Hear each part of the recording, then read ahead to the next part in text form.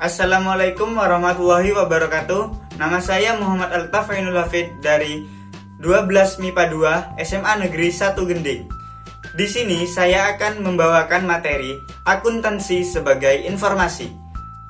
Di materi kali ini, alangkah baiknya kita harus mengetahui indikator-indikator apa saja yang harus dicapai.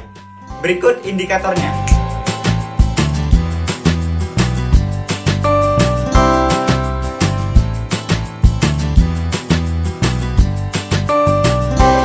Jika sudah membaca indikatornya, kita sebaiknya dimulai dari awal pelajaran akuntansi, yaitu sejarah akuntansi. Berikut materinya. Sejarah akuntansi dimulai dari perkembangan akuntansi diperkenalkan oleh ahli matematika Luca Pacioli tahun 1494 dalam buku yang berjudul Summa de Arithmetica Geometrica Proportioni et Computis et Scriptoris, yang sistem berpasangan atau kontinental, sisi debit dan sisi kredit harus seimbang, berubah dari kontinental ke Anglo-Saxon. Berikutnya kita masuk kepada definisi akuntansi. Akuntansi sering disebut sebagai bahasa bisnis atau bahasa pengambilan keputusan, karena semakin kita dapat memahami dan menguasai ilmu akuntansi, maka akan semakin baik pula untuk menangani dunia usaha dan dapat menangani berbagai aspek keuangan suatu perusahaan. Apa saja pihak-pihak yang membutuhkan informasi akuntansi, yaitu pihak intern atau pemimpin perusahaan, atau kata lainnya adalah manajer. Yang kedua adalah pihak ekstern perusahaan.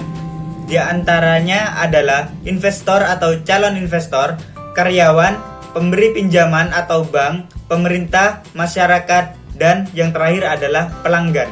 Kegunaan informasi bagi pemakainya. Yang pertama adalah pemilik.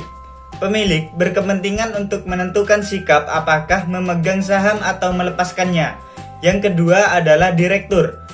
Direktur berkepentingan untuk memutuskan apakah kredit kepada perusahaan dapat diperpanjang atau diperbesar.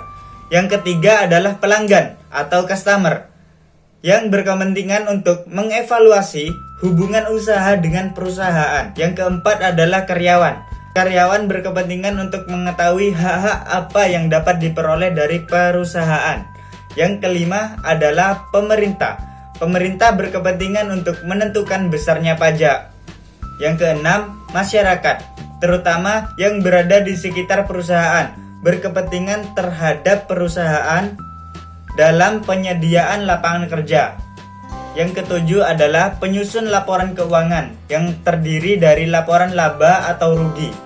Yang kedelapan adalah pembuatan analisa laporan keuangan, digunakan untuk pengambilan keputusan.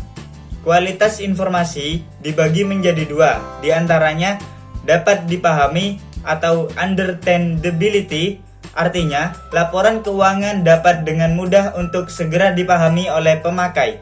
Yang kedua, relevance, artinya laporan keuangan harus sesuai dengan tujuan operasi perusahaan dan memenuhi kebutuhan pemakai dalam proses pengambilan keputusan.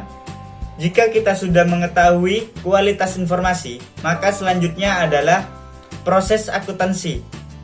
Proses akuntansi dibagi menjadi 3 tahap. Yang pertama adalah tahap pencatatan atau penggolongan. Yang kedua adalah tahap pengikhtisaran atau peringkasan. Yang ketiga, tahap pelapor atau penganalisisan. Bidang-bidang akuntansi dibagi menjadi 8. Yang pertama, akuntansi keuangan. Yang kedua, akuntansi manajemen. Yang ketiga, akuntansi pemeriksaan. Yang keempat, akuntansi biaya. Yang kelima, akuntansi perpajakan. Yang keenam, akuntansi pemerintah. Yang ketujuh, akuntansi anggaran.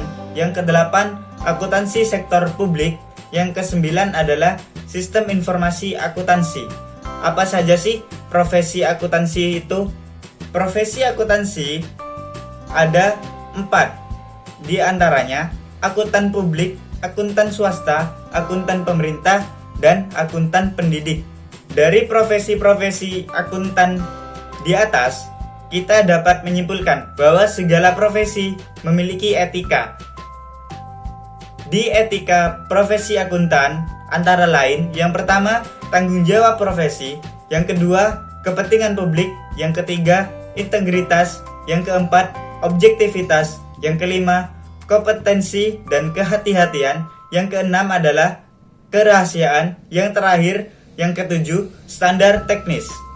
Jika kita sudah mempelajari apa saja etika-etika dari profesi, maka selanjutnya kelompok akun dapat dikelompokkan menjadi dua, yaitu akun real atau neraca, akun harta, utang, dan modal. Yang kedua, akun nominal atau laba, akun pendapatan, dan beban. Macam-macam kode akun antara lain kode numerial, kode desimal, kode mnemonik, yang terakhir kode kombinasi huruf dan angka. Terima kasih sudah menonton, semoga bisa dipahami dan bermanfaat bagi teman-teman sekalian. Kurang lebihnya saya mohon maaf. Saya akhiri, wassalamualaikum warahmatullahi wabarakatuh.